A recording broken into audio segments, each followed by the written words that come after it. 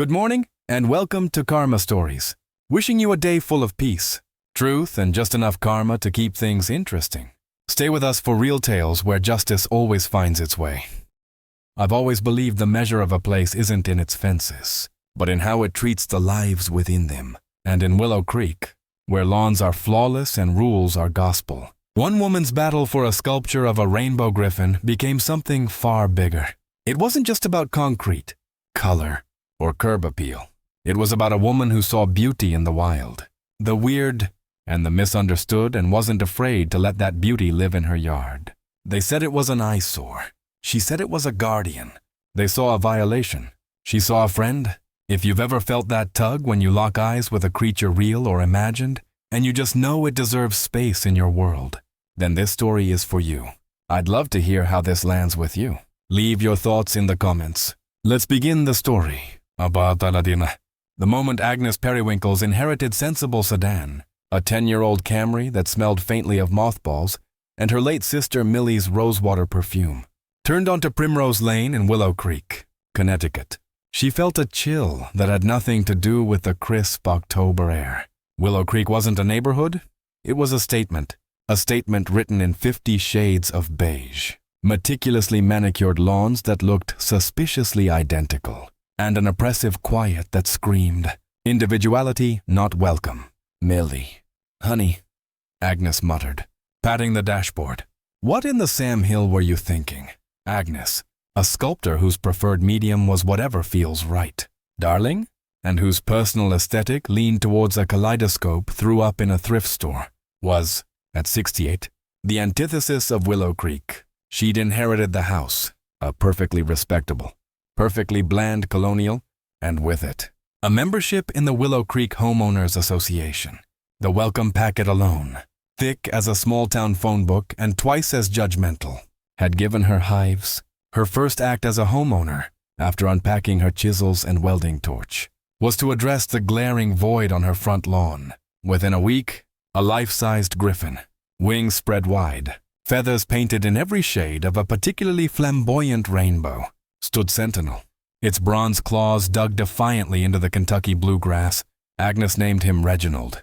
The letter, cream-colored and bearing the embossed Willow Creek HOA logo, arrived within hours. It was practically smoking in her mailbox. Violation notice, unapproved structure and non-conforming aesthetic element. It declared in a font usually reserved for tombstones. It cited Bylaw 7, Subsection C, Paragraph 2, all exterior modifications, including but not limited to landscaping and decorative installations, must receive prior written approval from the Architectural Review Committee to maintain community aesthetic harmony and protect property values. Property values, Agnes snorted, pouring herself a generous glass of red wine. Code for beigeification till death do us part. The letter was signed, with a flourish that suggested a medieval executioner, by one Beatrice Albright, President, Willow Creek HOA, and Chair, Architectural Review Committee. Agnes had heard whispers about Beatrice from a nervous neighbor who'd scurried past with a warning look when Reginald was being winched into place. She's particular. The neighbor? A Mr. Henderson, whose azaleas were apparently too vibrant last spring, had hissed. Agnes, fueled by indignation and a second glass of wine, did not remove Reginald. Instead, 2 days later, a mischievous-looking, 3-foot-tall fairy with iridescent wings, astride a cunningly crafted red fox, appeared under the oak tree near her driveway. She called the ensemble Titania's afternoon ride. Another letter arrived, faster this time. The fine for Reginald was $50. The fine for Titania and her fox was $75, plus a failure to comply penalty of an additional $25 for Reginald. The legalese was denser, the tone frostier. This Albright woman, Agnes said to Reginald, who stared impassively towards Beatrice's slightly larger, slightly bigger house across the street, clearly missed her calling as a warden at a maximum security prison for wayward garden gnomes.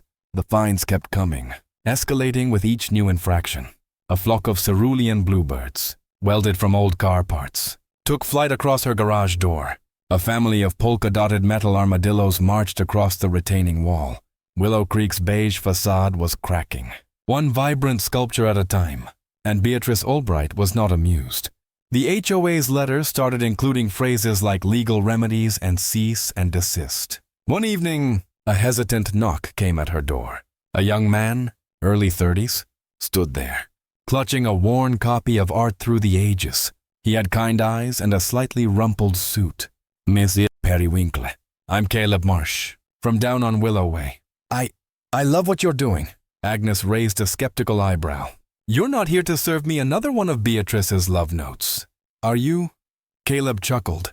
No, ma'am. Actually, I'm a lawyer, and I think Beatrice Albright is a petty tyrant who's overstepping. Agnes's eyebrow shot up further. A lawyer? In my corner? Well, come on in, son. Tell me everything. Caleb, it turned out, had moved to Willow Creek with his wife for the good schools, but was slowly suffocating under the HOA's iron fist. He was an art lover, a quiet rebel who'd been waiting for a spark. Agnes, apparently, was a wildfire. I've been looking through the HOA covenants, conditions and restrictions, Caleb said, spreading documents across Agnes's cluttered kitchen table, which was currently doubling as a base for a mosaic pelican. They're dense, designed to intimidate. But look at this. He pointed to a yellowed, almost forgotten addendum at the very back of the original 1970s charter. Article Agus, Founders' Day observance. Caleb read, to foster community spirit and celebrate the diverse talents of its residents. Willow Creek shall encourage homeowners to display artistic works, crafts, and unique horticultural achievements on their properties during the annual Founders' Day week, with the aim of beautifying our shared environment and showcasing the creative heart of our community. Agnes's eyes lit up. Beautifying our shared environment. Creative heart. That doesn't sound very Beatrice. Does it? It doesn't. Caleb grinned. And guess what? There's no record of Founders' Day ever being formally abolished or this clause being amended. It's still technically on the books. So, technically, Agnes mused, a dangerous glint in her eye. I'm just exceptionally early for Founders' Day. Furthermore, Caleb continued, I did some digging in the town archives. Back in the late 70s and early 80s, before the current regime of aesthetic purity, there were all sorts of things approved. A giant wrought iron praying mantis, a topiary dragon, even a mailbox shaped like a giant fishing lure. They're grandfathered in, of course. And the definition of art or decorative installation in the current bylaws, vague as hell, wide open to interpretation and legal challenge. A slow smile spread across Agnes's face. Caleb, my boy, I think you've just handed me a slingshot and a very large pebble. The next HOA meeting was usually a somnolent affair. Beatrice droning on about lawn aeration schedules and the approved shades of off-white for trim. This time, there was a buzz. Agnes, flanked by Caleb, sat in the front row, looking entirely unrepentant. Word of her artistic siege had spread. A few more residents than usual had shown up, their faces a mixture of fear and morbid curiosity. Beatrice, radiating icy displeasure, opened the floor to new business. Yes, Miss Periwinkle, she said, her voice dripping with saccharine condescension. Do you have something to share regarding the multiple violation notices and outstanding fines levied against your property? Agnes stood. Actually, Beatrice, I do. I'd like to discuss Founders' Day. The silence that followed was thick enough to sculpt. Beatrice's perfectly plucked eyebrows nearly met her hairline. I beg your pardon. Founders' Day, Agnes repeated, her voice clear and strong. As outlined in Article 9 of our very own charter, the one about beautifying our community with artistic displays. I'm just getting a head start. In fact, she gestured to the small crowd. I believe Willow Creek is long overdue for a renaissance of its creative heart. Caleb then stepped forward, calmly presenting the historical precedents, the grandfathered installations, and the woefully ambiguous language in the current bylaws. He spoke of artistic freedom and the spirit of the original community founders. Beatrice's face went from pale to puce. Her usual composed stream of HOA jargon sputtered. This is an outrageous misinterpretation, she finally managed, her voice trembling slightly. Those were different times. The current bylaws supersede. Actually, Caleb interjected smoothly, they don't explicitly supersede Article Epongs. An oversight. Perhaps, or maybe the founders had more foresight than we give them credit for. The following weeks were a delicious stalemate. The fines stopped, though threatening letters about ongoing review continued to appear, lacking their previous conviction. Agnes, emboldened, added a 7-foot sunflower with a mirrored center. More neighbors started making eye contact, a few even offering hesitant smiles. Little acts of rebellion began to sprout, a string of undeniably colorful though tiny fairy lights here, a slightly too whimsical wind chime there. One afternoon, Agnes found a small, carefully drawn picture tucked under Reginald's wing. It was a crayon rendering of the rainbow griffin, vibrant and joyful. At the bottom, in a child's wobbly hand, it read, "To Miss Griffin, I like your art." It was signed, an anonymous artist, age 9. Agnes picked it up, a lump in her throat. She looked across at Beatrice Albright's pristine, artless lawn, then back at the colorful, defiant chaos of her own. "Well, Reginald," she said, a genuine smile lighting her face. "Looks like the creative heart of Willow Creek is starting to beat again." The battle wasn't over. Not by a long shot, but Agnes Periwinkle, sculptor and accidental revolutionary, knew one thing for sure. Willow Creek would never be quite so beige again. The child's drawing, now framed and occupying a place of honor on Agnes's mantelpiece, wasn't just a cute gesture, it was a spark. Agnes, never one to let a good spark smolder, fanned it into a flame. The following Saturday, a handwritten sign appeared beside Reginald the Griffin. Art afternoon tea, 3 p.m., biscuits and rebellion. All curious souls welcome. To her surprise, and likely to Beatrice Albright's incandescent fury, people came tentatively at first, like deer approaching a salt lick they weren't sure was poisoned. Old Mr. Abernathy, who'd lived in Willow Creek since before it was Willow Creek, and just that patch of woods by the river, was the first. He'd always been a quiet man, especially since his Martha passed. He circled Reginald 3 times, then Titania and her fox, a slow, considering look on his face. "Never seen anything like 'em," he finally declared. Accepting a cup of Agnes's Earl Grey, Martha would have loved that griffin. She always said this place needed more. Well, more. The next week, Mr. Abernathy brought something with him, wrapped in an old burlap sack. He unveiled it with trembling hands. A magnificent, surprisingly delicate heron sculpted entirely from discarded cutlery and rusted engine parts. Its beak was a pair of needle-nose pliers, its eye a polished ball bearing. "Been tinkering in the garage?" he mumbled, a blush creeping up his weathered neck. "Felt right. After seeing yours, Mr. Abernathy." "It's breathtaking," Agnes exclaimed, and she meant it. This is exactly what Founders' Day was meant for. She placed it near her polka-dotted armadillos, where it looked perfectly at home. The teas became a weekly ritual. Slowly, courageously, others emerged from behind their HOA-approved, beige-colored curtains. Mrs. Carmichael, a former Broadway dancer whose posture still screamed center stage, confessed she had a collection of exquisite bronze ballet sculptures tucked away in her attic. Beatrice once implied they were a tad ostentatious for patio display, she said with a theatrical sigh. The following Saturday, a graceful arabesque and a powerful jeté joined the growing outdoor gallery on Agnes's lawn. Then came Elena, a young woman who communicated through sign language and a bright, intelligent smile.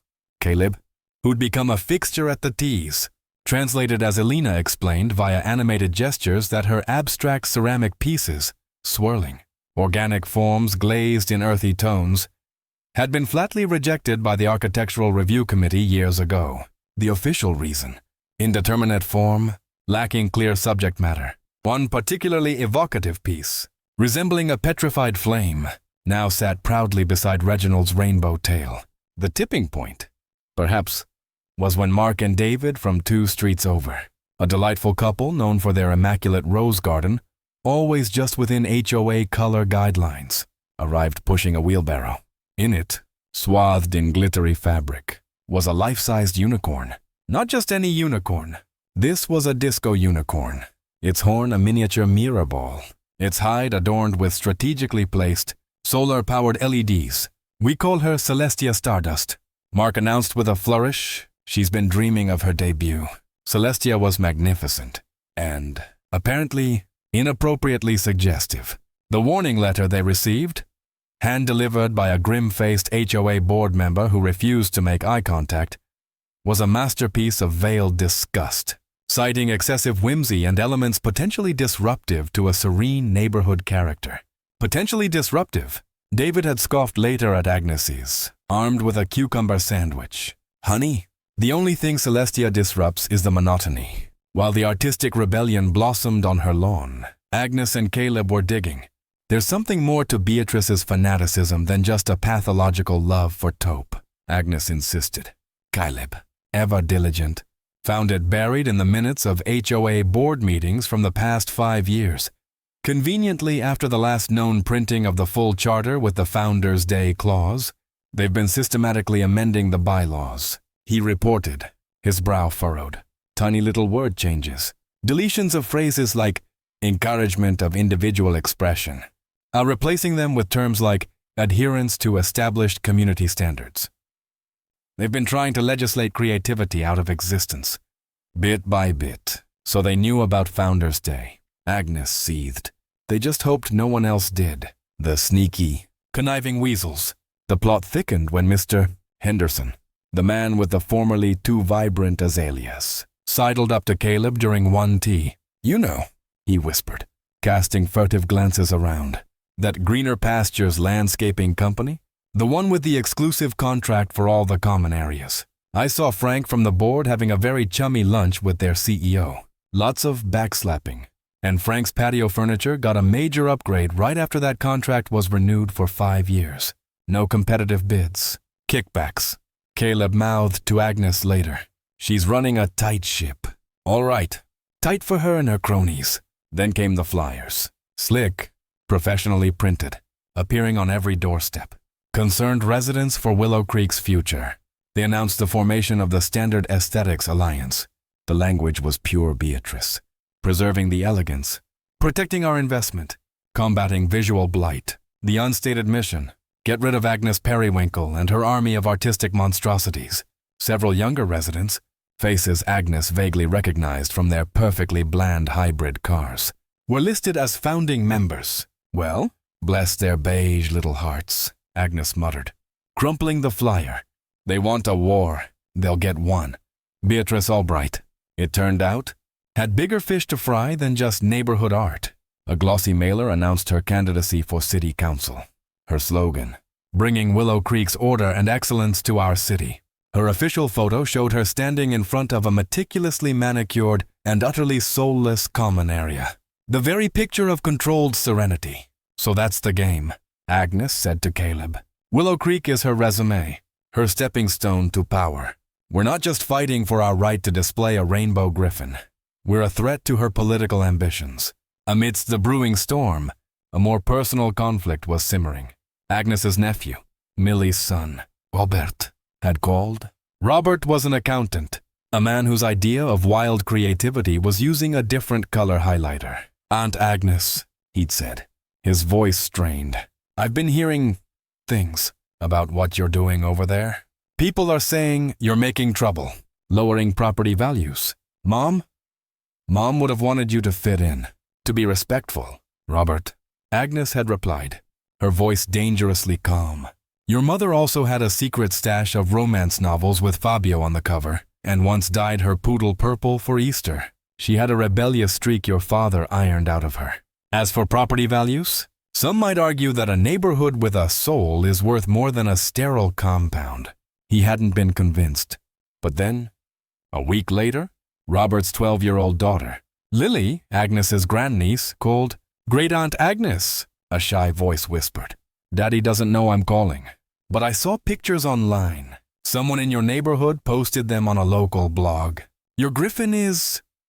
It's the most beautiful thing I've ever seen. Agnes felt a warmth spread through her chest that had nothing to do with her third cup of tea. Well, thank you, sweetheart. Maybe you can come visit him sometime. Daddy says your house is chaotic, Lily said. But I like chaotic. Then you, my dear, Agnes grinned, are definitely a periwinkle. The lines were drawn on one side, Beatrice Albright.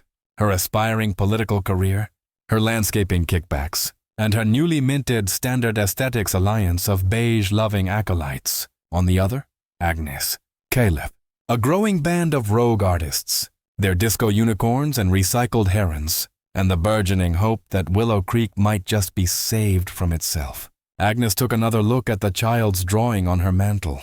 Then she glanced out the window at Celestia Stardust, whose solar LEDs were just beginning to twinkle in the dusk.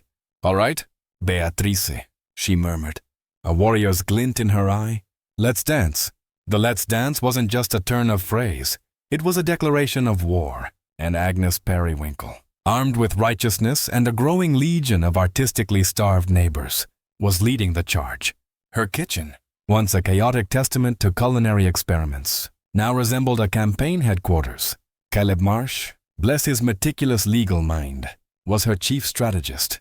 "Okay," Caleb said, tapping a spreadsheet that was rapidly filling with names, dates, and grievances. "We've got Mr. Abernathy's heron, initially deemed incompatible with neighborhood serenity standards. Mrs. Carmichael's dancers, potentially distracting to drivers. Elena's ceramics, lacking discernible artistic merit according to Bylaw 9, subsection F, which, by the way, doesn't actually define artistic merit." Agnes peered over his shoulder. "Don't forget poor Mr. Fitzwilliam and his birdhouses." "Ah, yes, Mr. Fitzwilliam, a retired architect with severe deuteranopia, red-green color blindness. He'd lovingly crafted a series of whimsical birdhouses, painting them in what he perceived as tasteful, contrasting shades. To Beatrice Albright's Architectural Review Committee, however, they were an assault of clashing chromatics. He'd been fined repeatedly until he'd sadly consigned them to his attic. "His files right here," Caleb confirmed, cited for failure to adhere to pre-approved color palettes for auxiliary structures. "And we now have documented cases ranging from unapproved garden gnomes in 87 to a mural of a weeping willow on a garage door in 99. Denied because it was excessively melancholic." Agnes let out a low whistle. Beatrice hasn't just been cultivating beige. She's been systematically pruning joy for decades. It's time for Willow Creek to rewild itself. Her eyes landed on the yellowed charter with article tapping still visible. "Caleb, my dear, it's time to officially announce the first annual and long overdue Willow Creek Founders Day Art Fair. Open to all residents. No pre-approval necessary? Let 1,000 creatively starved flowers bloom." The announcement, posted on the community notice board right next to Beatrice's city council campaign poster. Much to Agnes's wicked delight, an email to every resident via a painstakingly compiled list hit Willow Creek like a Technicolor meteor. The HOA's response was swift and utterly predictable. A certified letter arrived. Not the usual cream-colored missive, but a stark white envelope from Albright, Grumbles and Associates, Beatrice's husband's law firm, a fact not lost on anyone. It was a cease and desist, followed quickly by a lawsuit. Agnes Periwinkle was being sued for creating a visual public nuisance, undermining community cohesion, and willful disregard for established aesthetic protocols. Visual public nuisance? Agnes cackled, waving the papers. Is that what they call it when someone finally has the nerve to show some personality? What are they going to do? Get a court order for me to wear beige. But before the local gossip mill could fully digest the lawsuit, Willow Creek went national, or rather, viral. A plucky young resident, armed with a smartphone and a YouTube channel called HOA Hellscapes, had been surreptitiously filming Agnes's burgeoning sculpture garden and the increasingly animated art afternoon teas. The video, titled Rainbow Griffin Granny Takes on HOA Dictator, complete with dramatic music and freeze frames of Beatrice's scowling face captured from her campaign literature, exploded.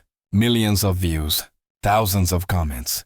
This is better than reality TV. One comment read, "Go Agnes, fight the power beige," screamed another. The next call wasn't from a lawyer. It was from a producer, Miss Periwinkle. "Brenda from Sunday Morning Spotlight. We'd love to feature your story. Perhaps a segment called Granny versus the Garden Polices." Agnes, after a moment of stunned silence, grinned. "Only if I can bring Reginald. He's very photogenic." The television interview was a masterclass in charming defiance. Agnes, resplendent in a purple caftan, sat on her porch, Reginald gleaming beside her, and calmly dismantled Beatrice Albright's reign of aesthetic terror with witty anecdotes and an unshakable belief in artistic freedom. She spoke of Founders' Day, of community, of the joy of creation. She even gave a shout-out to Mr. Fitzwilliam's gloriously unique birdhouses. The Sunday after the segment aired, something extraordinary happened. A convoy of vans and pickup trucks, horns blaring, rolled down Primrose Lane. They were filled with artists from 2 towns over. Painters, sculptors, ceramicists, carrying signs that read, "Art is not a crime," and "Support Agnes and the Willow Creek rebels." They brought with them mobile sculptures, fantastic, temporary creations on wheels, and wore vibrant, hand-painted masks. They set up an impromptu, peaceful art demonstration right on the public sidewalk bordering Agnes's lawn. Beatrice must have been apoplectic. The local police, called by a frantic HOA board member, arrived, assessed the peaceful if flamboyant scene, and mostly just tried to manage the sudden influx of delighted onlookers. The triumph was short-lived. The following morning, Agnes awoke to a horrifying sight. Elena's beautiful, flame-like ceramic sculpture lay in pieces, deliberately smashed. A wave of cold fury washed over Agnes. This wasn't about bylaws anymore. This was malicious. The HOA, via a courtesy mail, deplored all acts of vandalism, but also subtly implied that such unfortunate incidents were inevitable. When controversial installations provoke strong feelings, Agnes spat. They're talking about a piece of pottery, not a declaration of war. I want a full investigation, and I want security cameras. That evening, a plain brown envelope with no return address appeared in Agnes's mailbox. Inside, a single sheet of paper, typewritten, "Miss Periwinkle, I am a former board member." I couldn't live with the deceit any longer. Beatrice Albright systematically manipulated resident proxies and deliberately misinterpreted abstentions as no votes during the 2018 Charter Review, to remove key phrases supporting artistic freedom, and to strengthen the Architectural Review Committee's absolute power. She bragged it was necessary to protect Willow Creek from deteriorating into a tasteless free-for-all. The landscaping contract kickbacks, Mr. Henderson suspects are just the tip of the iceberg. Keep fighting.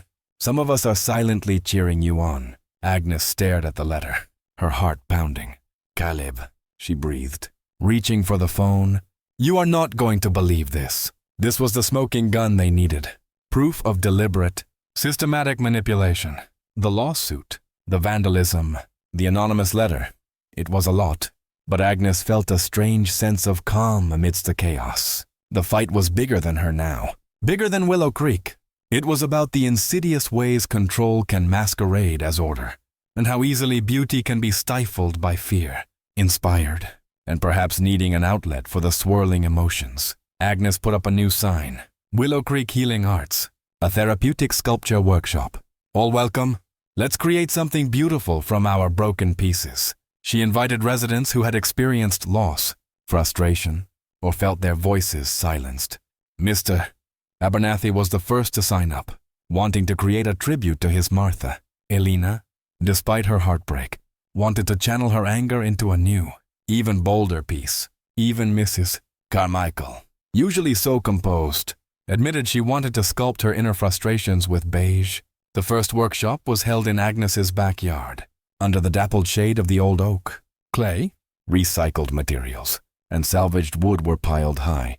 There was a quiet intensity, a shared understanding.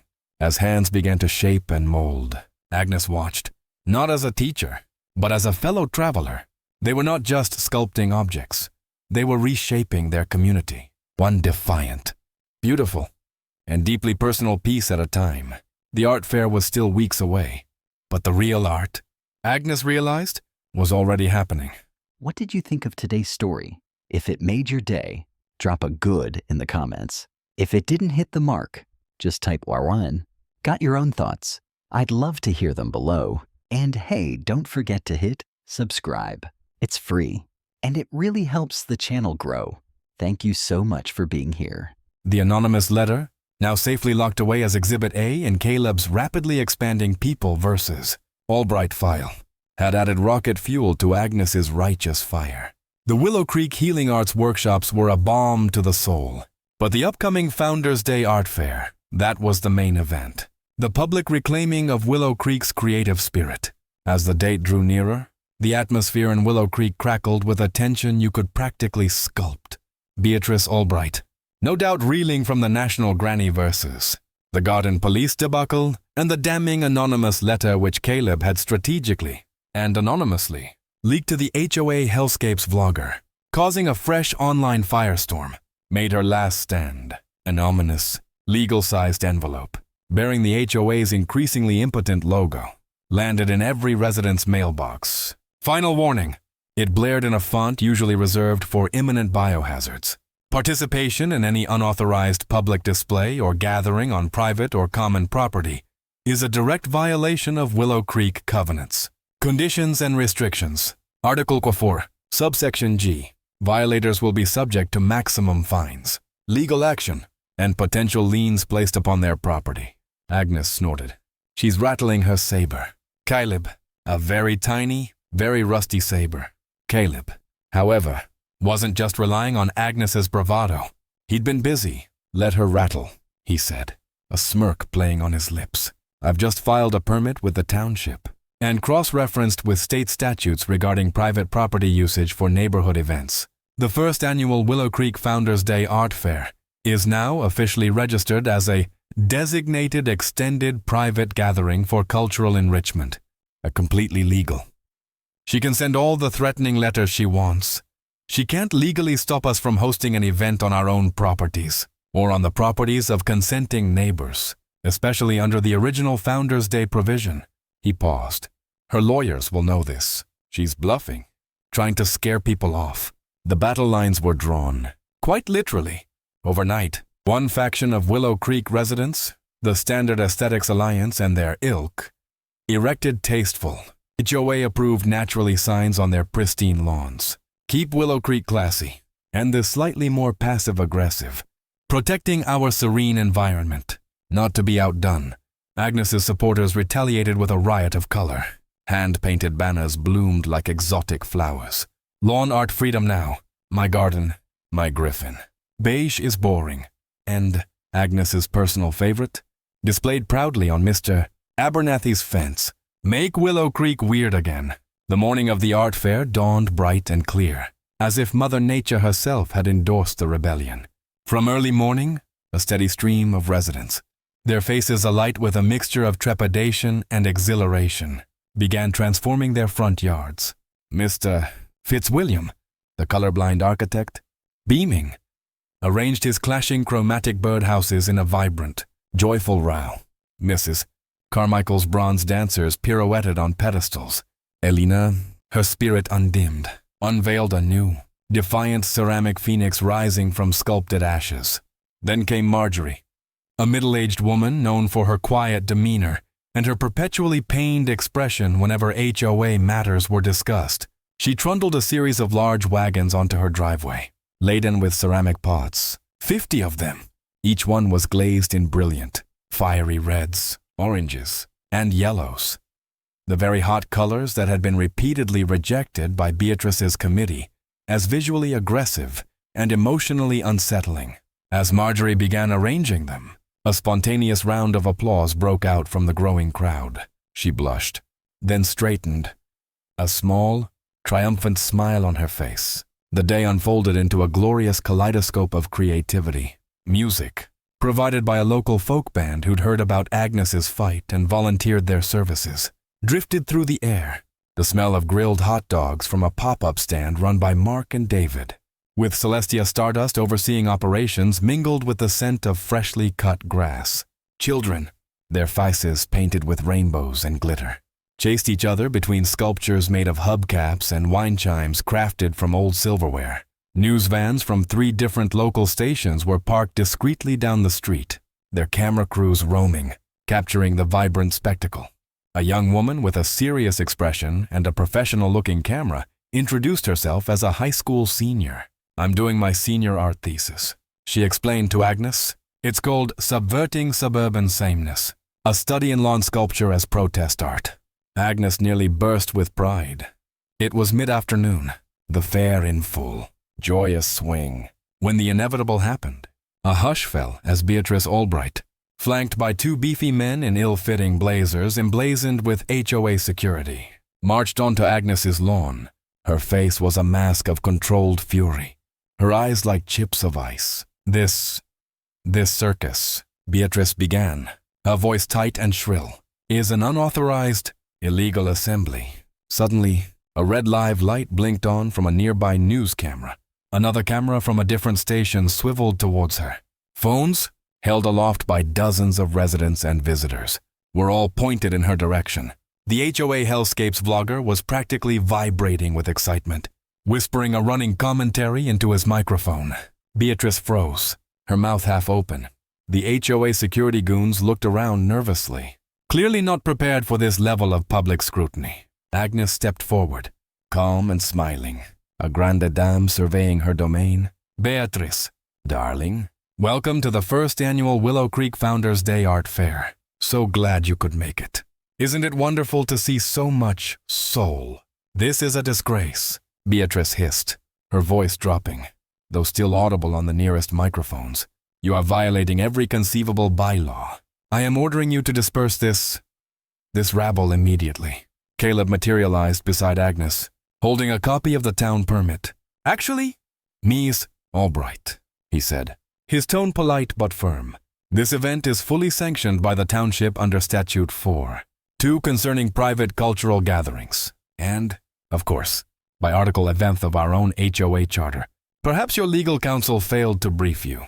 He gestured to the cameras. You wouldn't want to be seen interfering with a perfectly legal, community-enriching event on live television. Would you? Bad for the city council campaign. I imagine.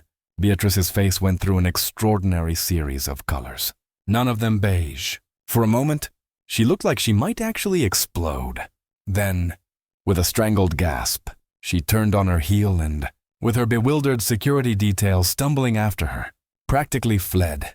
A wave of laughter, quickly followed by thunderous applause and cheers, erupted through the crowd as the sun began to dip, casting long shadows across the impromptu art park. An elderly woman Agnes had seen at her healing arts workshop approached her. Tears were streaming down her wrinkled face, but she was smiling.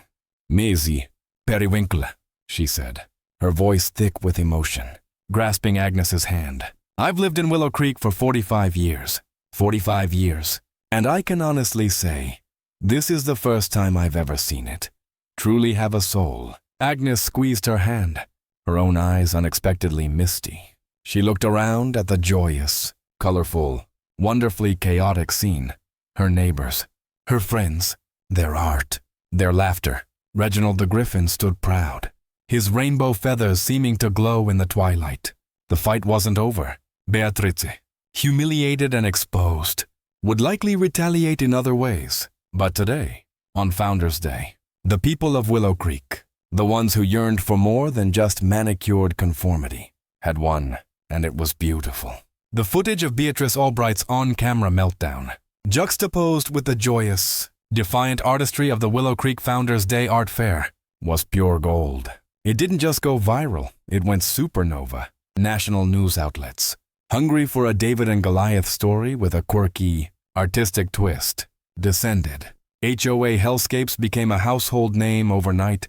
Suddenly, homeowners associations across the country found themselves under an uncomfortable spotlight. Their own Byzantine rules and aesthetic tyrannies subject to public mockery and citizen uprisings. The phrase pulling an Albright briefly trended, referring to any petty official having a very public, very humiliating loss of control. Back in Willow Creek, the revolution was televised, internalized, and then, decisively, put to a vote. Caleb Marsh, working with a newly energized ad hoc committee of residents, including a surprisingly militant Mr. Fitzwilliam, now a local hero for his birdhouses, drafted a petition. It called for a full review and amendment of the HOA charter, demanding the reinstatement and strengthening of the original Founders Day clause, explicit protections for artistic expression, and term limits for HOA board members. Within a week, over 70% of Willow Creek households had signed. The mandate was undeniable. Beatrice Albright's political ambitions evaporated like morning mist on a hot plate. Her city council campaign imploded under the weight of ridicule and accusations of petty tyranny. At the next HOA election, she didn't even bother to run for re-election to the board. The Standard Aesthetics Alliance quietly disbanded, its members suddenly very interested in appearing open-minded. A few months later, a for sale sign appeared on Beatrice's impeccably beige lawn. Word had it she and her husband were moving to a newly developed, exclusive gated community in Florida. One where Beatrice was reportedly already on the steering committee to establish an even more restrictive HOA. Some people, Agnes remarked to Caleb over tea, are just born to wield a clipboard of conformity in place of the old, autocratic structure. Willow Creek established a community creative council. It was a diverse group. Elena, representing the artists, Mr. Abernathy. Speaking for the longtime residents, Caleb, naturally. Providing legal counsel. The high school student documentarian, offering a youth perspective. And even Marjorie of the 52 Hot Pots, who discovered she had a surprisingly steely resolve when it came to defending freedom of glaze. Agnes Periwinkle, the unintentional catalyst for this suburban renaissance, was unanimously invited to be the council's first official artistic advisor. Her primary role, to help transform the spontaneous Founders' Day Art Fair into a celebrated annual event. Me, an advisor. Agnes had chuckled. Darling, I'm more of a benevolent instigator. But she accepted, of course.